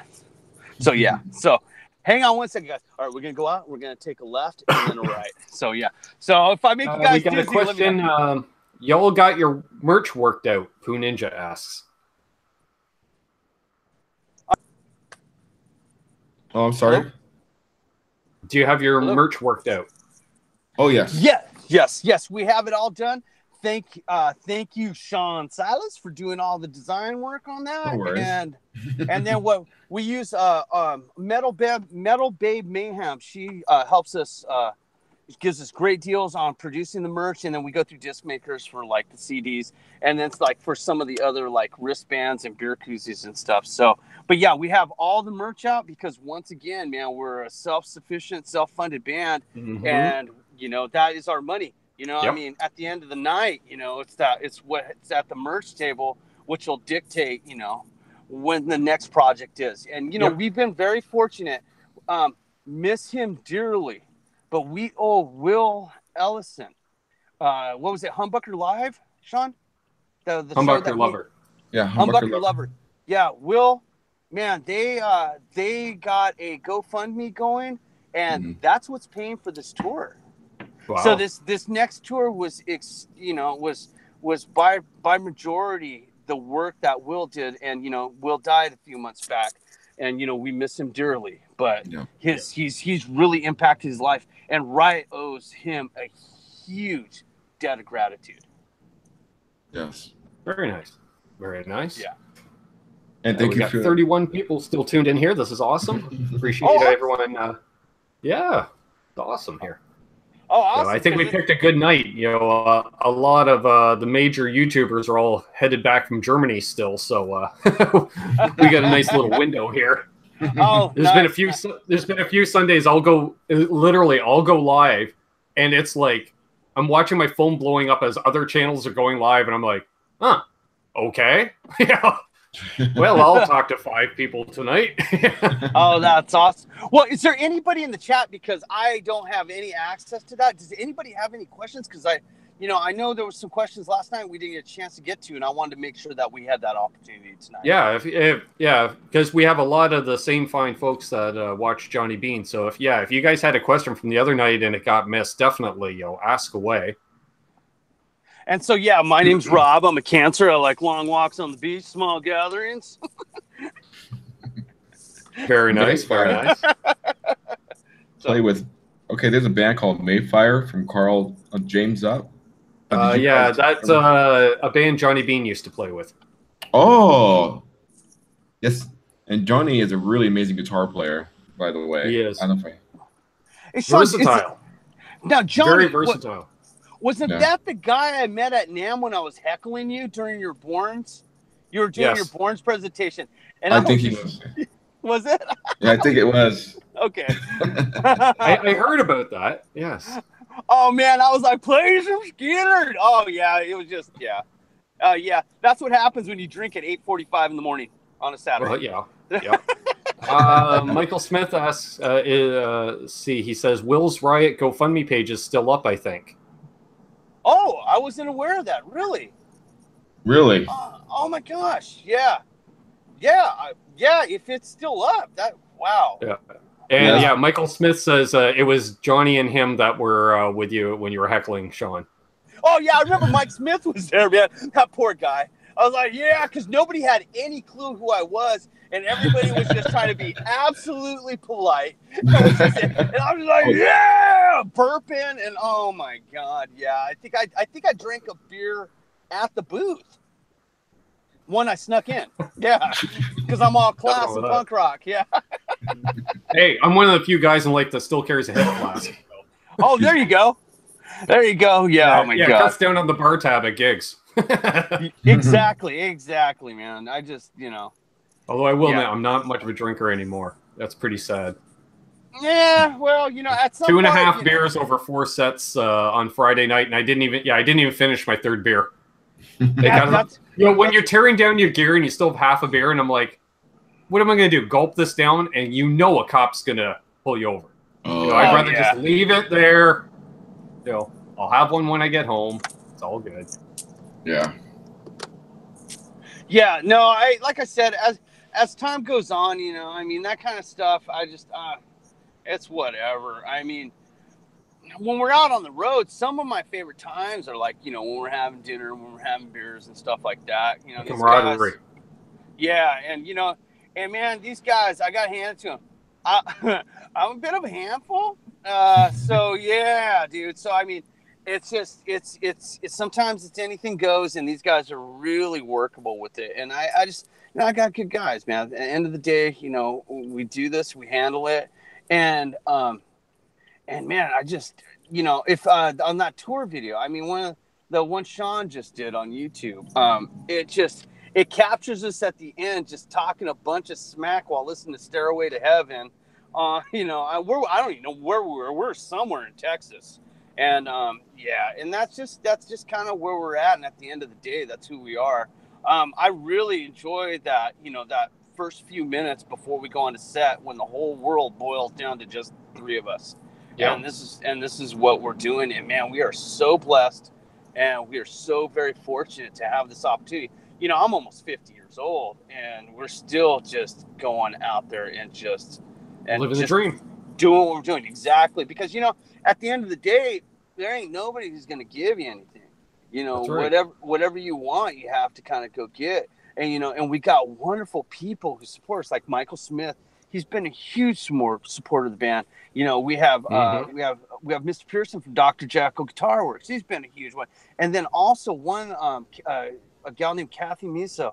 She has been just incredibly instrumental in a lot of this, not only financially, but just, you know, just talking with her, you know, some of these more esoterical terms. So we've been able to really just define a relationship. And God, at the end of the day, man, we're just a bunch of Joes. Yeah. That's it, man. My cousin decided to chime in again. He says, I have to babysit Ben when he drinks too much when we go away. We spend 2 weeks a year in NASCAR country, and I swear I drink more in that 2 weeks than I do the rest of the year combined. And most of it is mountain moonshine, so. Oh, my God. Dude, yeah, because you guys are down there in the liver belt, aren't you? Yeah, exactly. There's like a still every quarter mile, man. Yeah, pretty much. Like, it's about a 20-hour drive from here, and we'll get about halfway. You know, we've driven through the night. It's about 6:30 in the morning. We'll get a message from one of our buddies. Going up into the mountains. I'll be back this afternoon. What you need? You know, you know, I need a gallon of Kool-Aid. Oh yeah, and what is it now? Like $8-9 for a gallon? Let me think. I think that was the last time I paid. Well, yeah. Prices go up because it's NASCAR weekend, but I think we pay. Geez, only like maybe $40-50 for a whole gallon, and compared to Canada, where you pay $40 for a 26er of regular rye whiskey. Oh my God! Oh yeah, like a 24 beer here is over $40, guys. Are you kidding me? Wow. Yeah. Oh my God! I was just complaining because I paid $8.99 American for a 12-pack. Yeah. See, I paid more than that for a 6. A 6 is $13. Oh jeez. I don't even want to ask about cigarettes, because when I first started smoking, they're 95 cents a pack. Man, I just paid $18 Canadian. 18 Canadian? Oh my God. So that's like 14 US. Oh my God. Yeah, that's incredible. It's one of the reasons I quit. Michael Smith, there is a video on NASCAR Canucks channel where I swear he was trying to take a photo of me, but he shot video instead. Possibly my birthday, and when we visit my buddy Mike's house, he doesn't give me beer as a chaser. I get straight moonshine, and that's it. Oh my God. Yeah, that stuff scares me, man. That's gas fire for me. That's like, you know, because that thing turns into a mine fire. Whenever I drink moonshine, that just keeps burning and burning, and crap just keeps getting worse and worse. Some of the stories are funny, some not so funny, but yeah. Because I remember one time, God, where was I? I think I was in West Virginia, and some guy was like, "Hey man, you want some moonshine?" I'm like, "No, I'll just eat one of the peaches off the top." Oh, dude. Yeah, that's like eating an edible. Oh yeah, dude. I saw God. Yeah. Yeah. Actually, yeah, my first introduction to moonshine was the last time I ever ate a peach wedge, and that was I was standing there, my cousin walks up and hands me a peach wedge, and I'm like, grown men don't give other grown men fruit. And then I got it to about 6 inches from my nose, and I went, whoa, okay. Yeah, that's crazy. Yeah, that's crazy. No. Yeah, Sean, have you ever had moonshine? Not that I know. No, I don't think I have yet. Oh yeah, dude. It's man, you got to make sure that somebody knows what they're doing, because if that alcohol content's too high, bam, out go the lights. Yeah. You can literally drink yourself blind, dude. You can Most drink yourself. Yeah, it's one of those, as my cousin likes to say, after you've had the third shot, you realize you didn't need the second. Wow. Yeah, dude. And it's a whole different level of drunk. I don't know, man. It's just tequila on steroids. Oh, okay, yes. Yeah. No, Sean. Hey, so. I want to say hi to Rick Hefter and Daniel Roger stopped in. Hey, what's up, guys? See both of you? Hey, guys. And there we go. Thanks, Michael. Michael Smith just posted a link to the Riot GoFundMe page in the chat. Oh, thanks, Mike. Oh, thank you so much. Yeah, thank you. See, this is why I have moderators. They can post links and stuff like that. So, oh, my God. No, that's awesome. Hey, man, I got to ask, because I've got ADHD. What guitars are behind you there, Ben? All right. We've got a 1989 US Strat that I've had since 1991. Basically the same style as what Clapton played at the time, but without the active pickups. Okay. I have my signature Telecaster from renofin.ca, which is basically a P90 Telecaster. Oh, that's awesome. Mahogany body, maple neck. I have a 1985 Kramer Focus 6000 that I picked up this summer at Sweetwater. They had a used, during Gearfest, they had a tent with used gear in it. And as my friend Steve Anderson said, Ben Coombs is the only guy that shows up at a guitar show in 2018 and walks out with a 1985 Kramer. And then I have a rack of Telecasters next to me off camera. Oh, awesome. Now, didn't Vivian Campbell have like that really cool Kramer in the 90s with the reverse headstock and like the lightning bolts on it? That sounds right. Yeah, is that right? So. Oh, man. Dude, I wanted to play guitar just to buy that guitar. But yeah. And Michael Smith wants to see the guitar I was playing off air when Sean jumped in. Because if I ever parted with this outside of the family, Michael Smith has first dibs. So. Oh, my God. This is my 1967 Telecaster. Wow. Absolutely amazing. Yeah. You can tell it was my old man's #1 for a number of years. He played the bejesus out of this thing. Wow, look at that. Oh, look at that back of that neck, dude. Yeah, it's just... Oh, my God. Yeah, it's like a natural relic. No fret height at all. I love the painted on frets, as I call them. And he put EMGs in it because, as you guys know, so many bars have bad wiring. He was sick of that buzz coming through his amp at stage volume because you only ran the vocals through the PA. And so he heard about these active pickups, and these have been in this thing since, I think, 1985. Oh, awesome. Yeah. They're original. Apparently, my sister says to Michael Smith, "Don't hold your breath. That thing's coming to me next." That's awesome. Yeah, but this is what I run my first chords on. That's amazing, dude. Hey, can I get a close-up of that bridge there? Sure. With the odd string spacing, because it was the time when they used like just the threaded rod as bridge. Oh my God, that's amazing. Because when I was at Fender, that was my favorite guitar setup, was the Tele. I loved it because it's just, man, when you played those first notes and those first chords on it, it was just a scream. Well, in that case, Robert, here's my 71. Oh, that's the year I was born.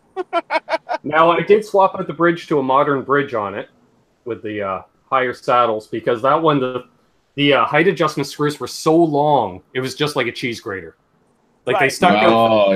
They stuck out a good 1/4 inch out through the top. Yeah. So I put a modern bridge on it, which was a direct bolt-on replacement, and then we did the 4-way switch with the Nashville wiring as well. Oh, that's beautiful.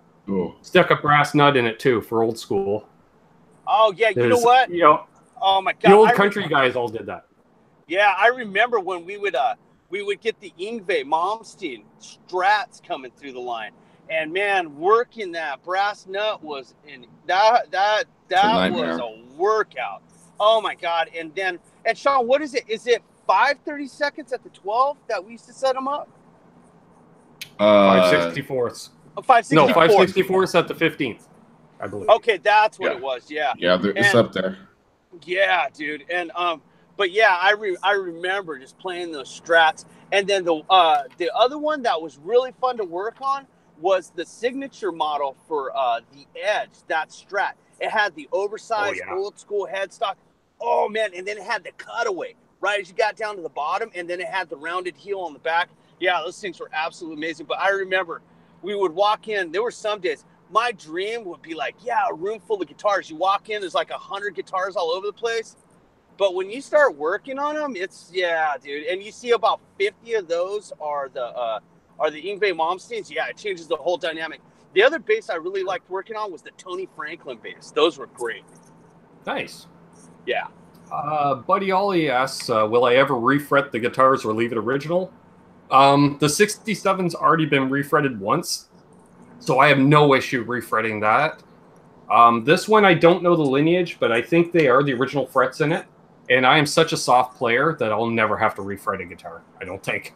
But this one, too, and it's got some beautiful bird's eye on the back of the neck, too, which you don't see a lot of unless you get into, like, the custom shop stuff. But yeah. So cool. Right. Yeah. Oh, hang on one second, guys. I gotta plug in. I'm at 10%. Hang on. Quite all right. Adam EVH is headed out. See you, brother. All right, see you, Adam. Hey, Bye, Adam. Mark Dillon. Hey, Mark. How you doing? Good to see you. Yeah, I've been go figure, growing up with my dad playing a tele, I always had a soft spot for them. And the first band I was in, we played a lot of Godsmack sounding stuff, so I played Les Pauls exclusively. Mm-hmm. But then when I joined my first cover band, I wanted to do the polar opposite. So instead of playing in drop C tuning with a Les Paul through a half stack, I went with a 112, or actually that originally a 212 combo Fender amp with a Telecaster in standard tuning. So I wanted my tone to be the exact opposite because I didn't want the guys in the one band jealous of me playing in the other band. It was like it's apples and oranges, guys, completely different. Right. And see, that's what I loved about the Clash with Joe Strummer's Telecaster. I'm not sure what model that was, but man, that thing it's just absolutely amazing. I think it was like a 66 or a 68. Okay. Around there.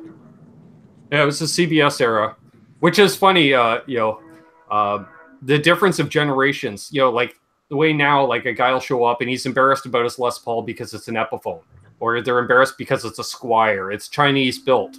Whereas my dad was embarrassed around his friends of his 67 because it was a CBS era. It wasn't pre-CBS.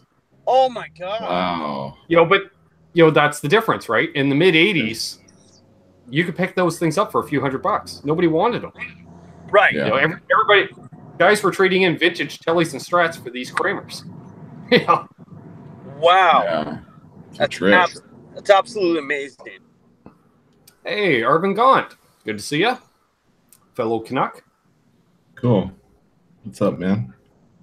Yeah. You guys have any other questions, feel free to ask. So you guys, whereabouts roughly are you going on the tour? Obviously, you're starting in California. Or is there any California dates, or are you driving straight through into the south?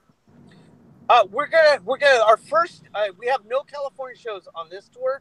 The last tour we started off in North Hollywood, but this time we're going to be heading straight into Scottsdale, Arizona, going to Albuquerque, New Mexico, and then we have the lion's share of our tour is going to be in Texas. Texas, I'm telling you guys, if you ever get a chance, play Texas. It's a phenomenal experience.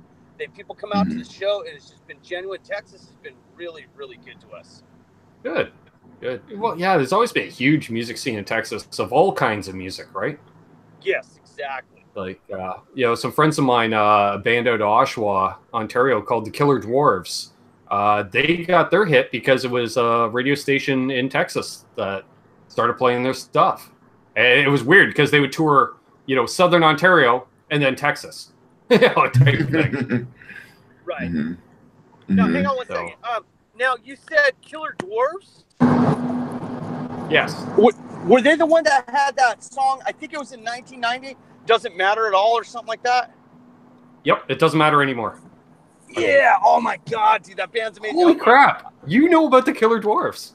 Oh, that's yeah, awesome, dude. Yeah, I've heard the name. They're the closest they got. Like I would say, like the highlight for them was they toured opening for Iron Maiden in either '85 or '86, and Iron Maiden, and that was on their U.S. tour. And then Iron Maiden liked them so much they took them out on their UK tour, which of course that's their big tour for Iron Maiden. Right. And yeah, and so they got to play opening all these major venues and stuff like that. And then they had enough of a rep that when the Killer Dwarfs broke up, would have been the early '90s, because they were kind of lumped in with a quote unquote hair metal. And then Motley Crue had broken up. And Nikki Sixx put together a project where I don't even think he was in the band. He was just managing them. And that was the band Laidlaw. And they hired the drummer from the Killer Dwarfs as their drummer.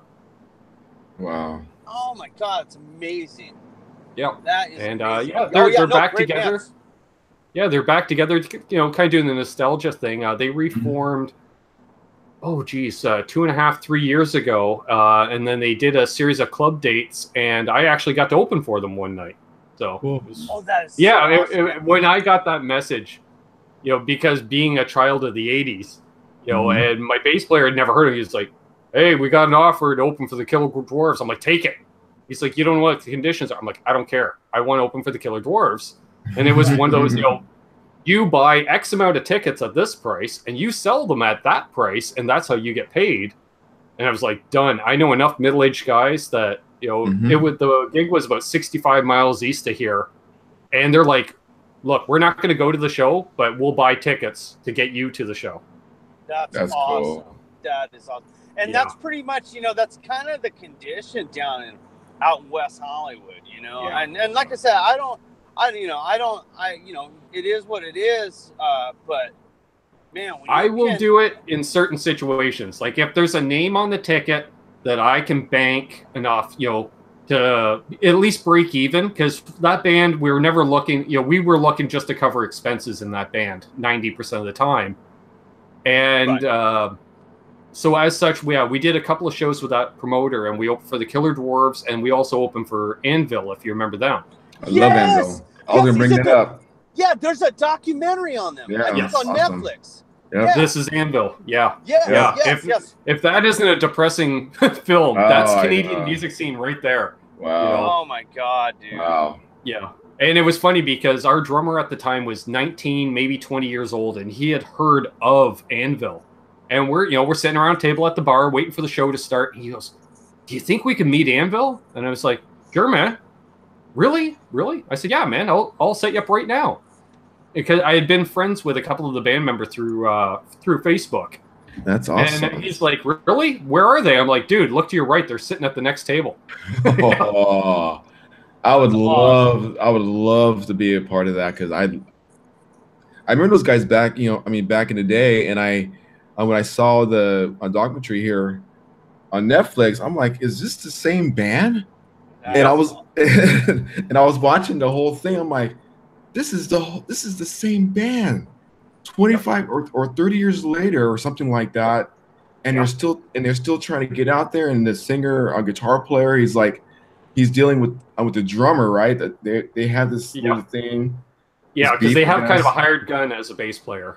Okay. So, and I really felt so sorry for them, because he's been at it for so long. Yeah. Yeah, and they keep going back to that. I think it was like 1982 or 83 at the Tokyo Dome.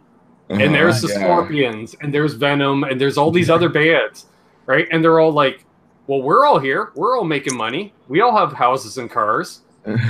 But, Canada, we're 1/10 the population of the U.S. So a hit record, you're getting 1/10 the money, for a hit.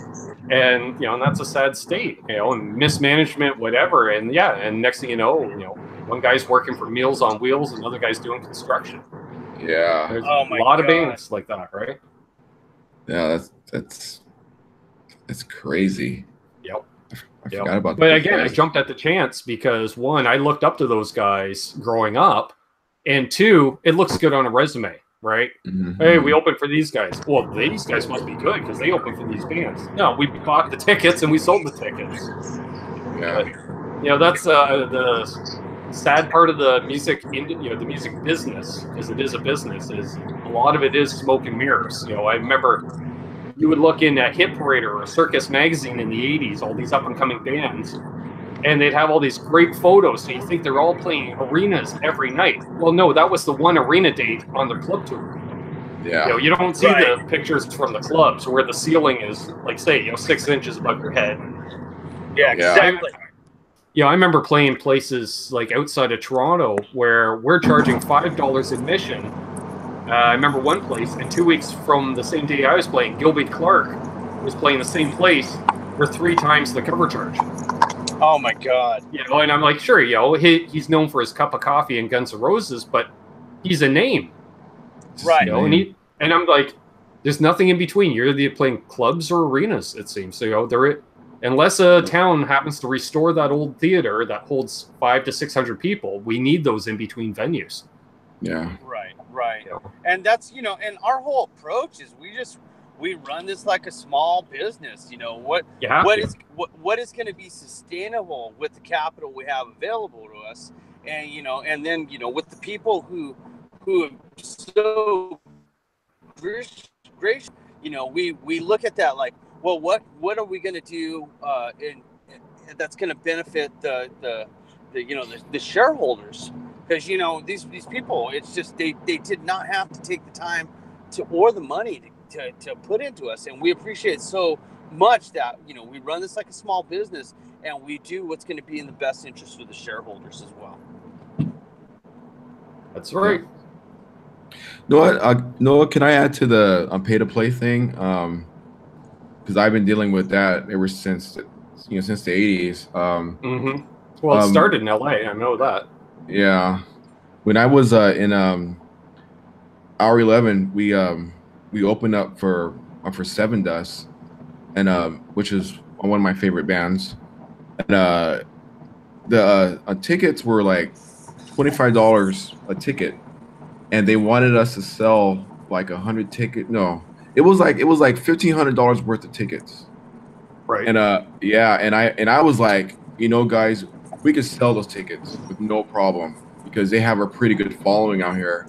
And so we were going back and forth, and then finally within like a half hour, we're like, you know what, let's just go for it. Because I think with just our friends alone, we could at least sell at least 3/4 of it. And then if we got to pay out of pocket, that's fine because we'll get the exposure. We're playing with them.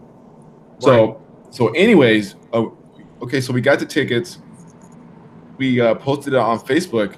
We sold out the tickets, and plus we had to get more tickets. Wow! For that, yeah. So it all depends on the band that you're playing with. If they got a following, and I mean they're known, and you can sell those tickets. That's awesome because I remember having nights standing outside the Whiskey giving tickets away. Yeah, that's great. Yeah, I remember that. We were playing the Whiskey, giving tickets away, or playing, way back when it was like, the Roxy and stuff like that. And then, we had a lot of good clubs we played. We played at Madame Wong's, played at Gazzari's, Coconut Teaser. LA was just bumping back then. It was raging. But now I think the Key Club, Gazzari's turned into the Key Club, which turned into the Oak Room now, and it's like, and so the whole dynamic of the Strip is changing. And they took out the House of Blues there, and they put in a parking structure. Yeah, it's insane, man. It's just, it's really hard to find a scene. But now, if you go downtown LA and you get some of these bars like the Redwood Lounge, the 5-Star Bar, man, there's a deep scene playing down there. You can go down there on Tuesday night and walk into the 5-Star Bar, and there's like 80 people there. It's a wonderful scene, and it's starting to really come up. There's a huge underground scene starting to emerge in LA.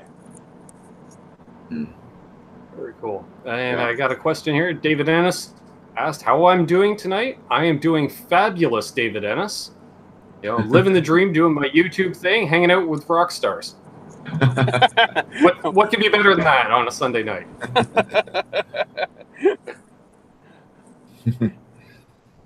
Cool. So yeah, awesome. no, like I said, it's been crazy good to us, man. We really appreciate the support that we've had, and like I said, I want to thank everybody who's gone through the GoFundMe and who's happened to put us here. Really appreciate it. And I remember I don't take the things that have happened to us lightly. It's been good. I mean, we came out the gate swinging. We were fortunate enough to get a shout out in Guitar World when Sleeping at Panicans came out, and that was like a dream come true. Yeah, to be in Guitar World, on our debut. No he kidding. came, no record label, no airplay, no nothing. So we're just very grateful for that. We've had a lot of good fortune. 99% of the print media is gone, right? Oh, it's basically Guitar World, and that's kind of it. Yeah. So and if you picked up a Rolling Stone lately, geez Louise, dude. I can't remember the last time I bought. Yeah, I had one given to me as like a stocking stuffer about 10 years ago, and I flipped through it, and I think 1/10 of the content I recognized the names of the people. Right. It's So I mean, we're trying to assess, adapt, and overcome over here. I mean, because Sean and I, we come from the old school, the old paradigm where record labels went out and poured a bunch of money into you. And there were certain aspects, gatekeepers and our agents, whatever you want to call them. Now it's the Wild West. There is nothing. I mean, this is as close to 1954 as you can get musically. Yeah. Big time. And the only difference is, you don't, like in the 50s, it was very much you were being molded by your manager, your A&R rep, the label. Like it doesn't matter if you were a single artist or a band. Chances are you're not playing on your own album. They're going to bring in session guys. You're going to learn the material before going out on tour, and and obviously fully taking advantage of the artists at that time. Whereas now you can literally just say, "Screw you, I'm doing it myself," because really you can't do a whole lot for me unless I'm going to be one of your 5 artists that you're going to super push globally, which they're not, because we're not Taylor Swift or whatever. Right. And even then, you can just see them. They're just grinding out the artists over the last few years. And somebody that was the #1 hit 2 years ago, they're probably working a day job now because we don't know who they are. They're not writing their own material again. Back to the 50s, it's more production, which I've seen. It literally has come full circle. We're back to single artists. We don't have bands anymore. It's single artists doing other people's material. Which there's always been that, and that's fine, but they don't have any control. Yeah. Oh yeah, and what you're seeing is the old stratification, of like, who's on top and the bottom it's completely turned upside down. I mean, if you talk to some of these major labels, you're no longer signing a contract with the albums. You're signing for a certain amount of singles, and so you go from signing, a 5-album deal to signing a 17 single, and that single, whatever the producer, whatever the record label deems as a single, and until that contract's done, you're gone, and then you're facing some pretty steep charges. I mean, so say you do get an upfront, that's all good and great, but then they tack on production prices for that, then they tack on the merch, and then at the end of the day, you've amassed this huge debt, which is 30% interest compounded quarterly, and they get a piece of your merch table. It's absolutely insane, and the balance is so out of tilt. You don't know what the benefit is of signing away, because a lot of us are still on that old school mentality. Get a label. Nah, man, what you need now is you need to find a booking agent, and you need to find the balls and just handle the business yourself. Anytime I've ever sat down with anybody that wanted to get their fingers into what I'm doing, my first words are, "What are you going to do for me?" Exactly. And it was, "Oh, I can do this and I can do that." And I'm like, "No, what are you going to do? Right. Like, what do you have cast in stone? You can say, I can do this, this, and this for you." It's like, because otherwise you're not getting a finger in the pie. Oh, exactly. And you got to be able to do more for me than what I'm doing for myself. Yeah, we have to see some channels, and we also have to make sure we're having sustainable investments. You know what I mean? Like I said, right now we could just pop off and go over to Europe, but the issue is how are we going to sustain that, and how are we going to justify to our shareholders and to ourselves, how are we going to justify that expense? Because it's not about taking a vacation. I mean, otherwise you're Anvil. You're Anvil. Like that is it right there, right?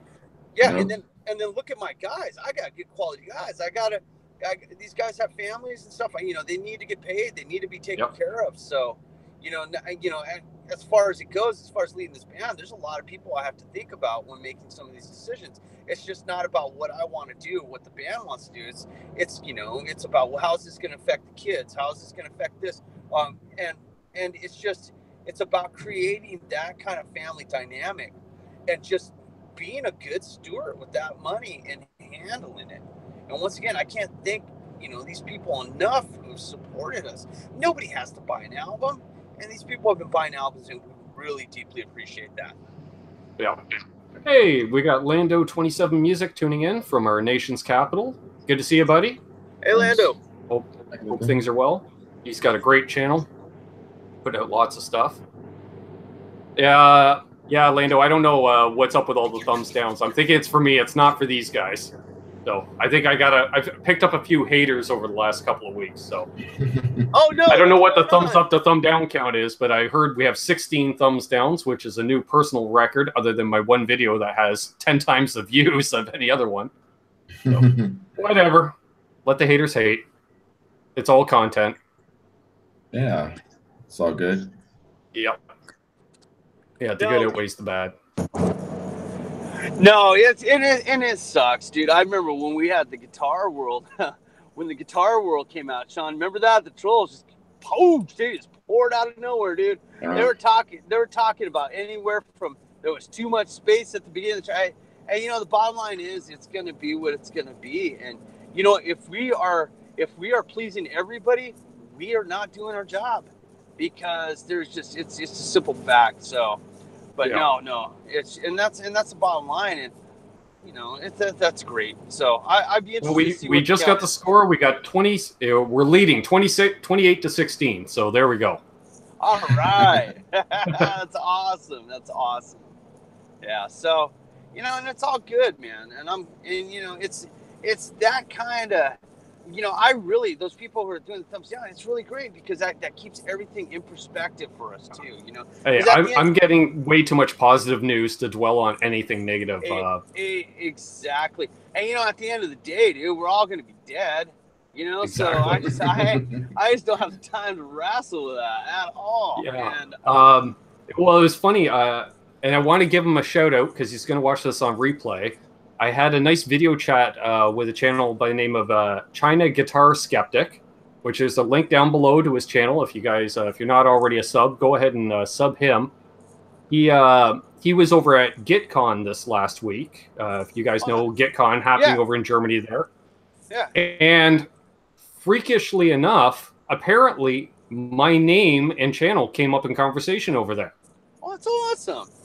Yeah, and I'm thinking, no, that's all major YouTubers over there. Like, he said he was one of the smaller channels over there with about 25,000 subscribers. Oh, my God. I'm like, dude, I don't even have 500 subscribers. I was like, why would they be talking about me? He says, well, it was other YouTubers.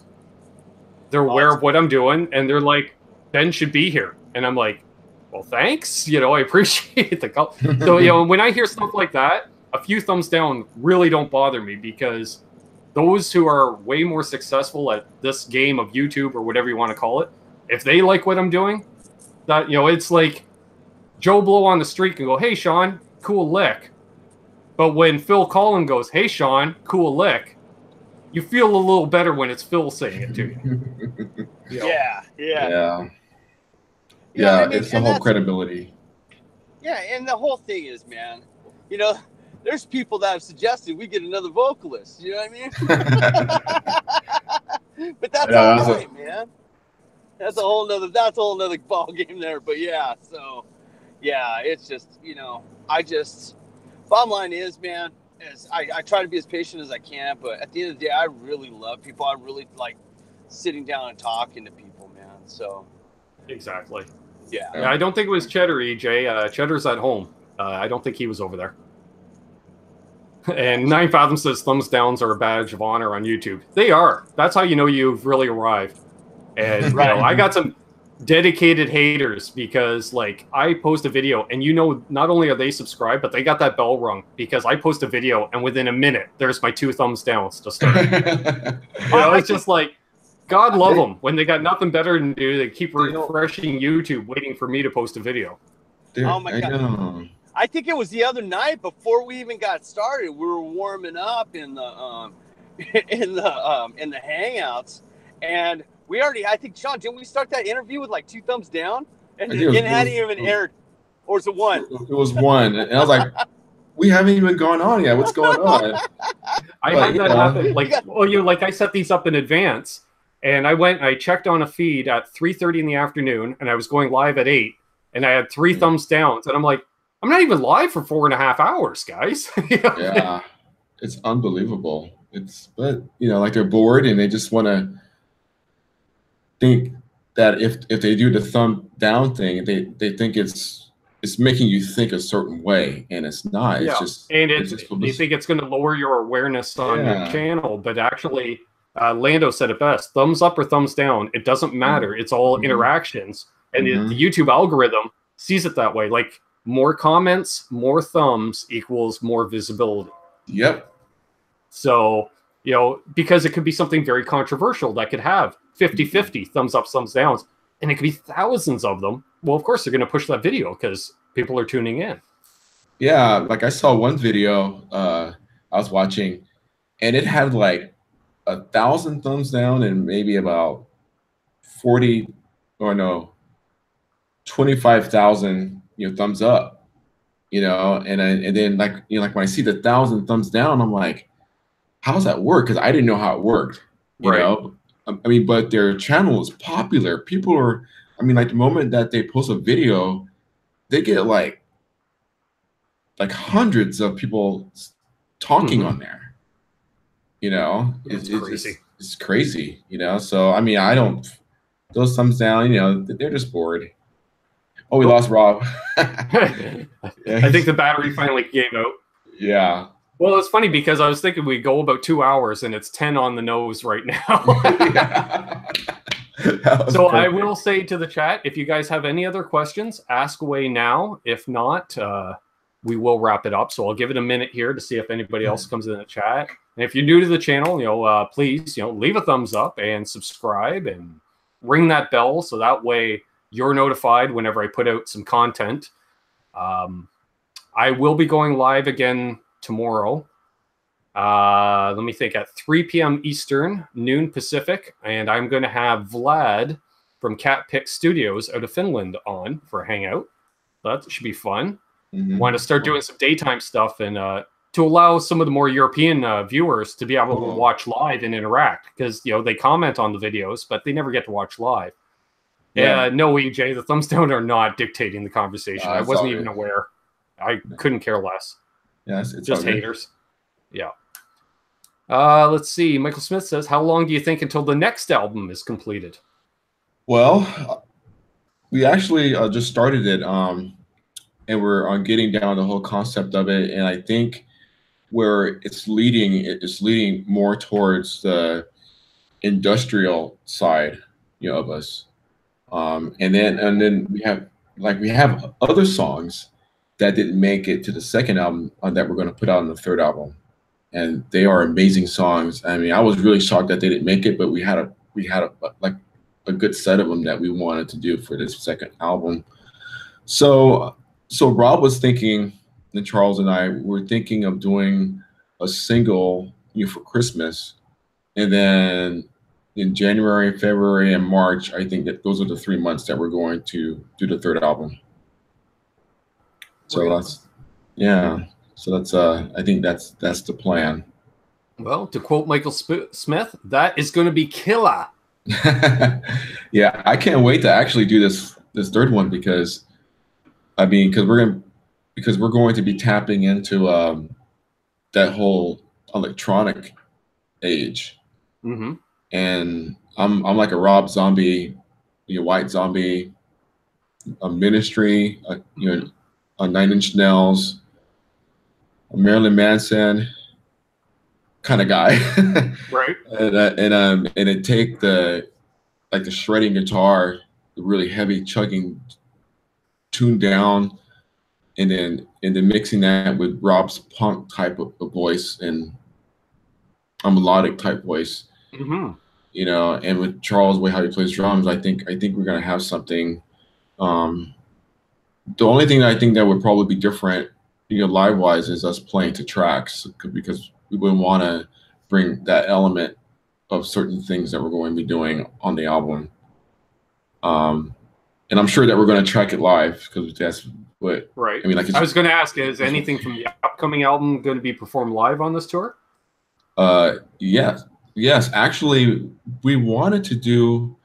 Actually, we did do that. Like on the first tour, we played a Loch Levin songs on that tour, and those songs were already done in the studio.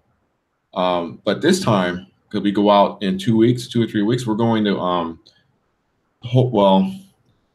it's going to be tight, because we leave in like 2 or 3 weeks, and we haven't even been together as far as writing those new songs. But the song that's going to come out for Christmas, I think when we get together for the dress rehearsal for us to go out, we'll be able to at least get a good taste of one of the songs to play for the tour. Right on. Yeah. Awesome. Yeah. All right. Well, I'm going to wrap it up on that. Okay. I want to thank each and every one of these fine folks for tuning in. Thank you, everybody. It's been a pleasure having Robert and Sean on. Unfortunately, Robert dropped out, but Sean, always a pleasure. You're more than welcome to come back anytime on the channel. Okay. You don't have to be promoting an album or a tour. You just want to talk gear. I'm cool with that. For sure, I would love to. Thank you. More than welcome. More than welcome. So if you just hold the line, I'll wrap things up here. Okay. So yeah, thanks again, folks. If you're new, please subscribe and like us. Ring that bell so you're notified. We have some cool links to some cool channels down below. There's links to Riot's Facebook page and website down below as well. We also have some Connects with Guitars merch if you're interested in that. And there we go. So on that note, always hold those doors open for others. Let that guy in ahead of you in traffic. Do good things, and good things will happen to you, because karma is real. Yes. I'm living a dream, folks. So until tomorrow, I hope to see everyone tomorrow. And everyone have a great rest of your weekend, and rock on. Cheers. Cheers. Take care, guys.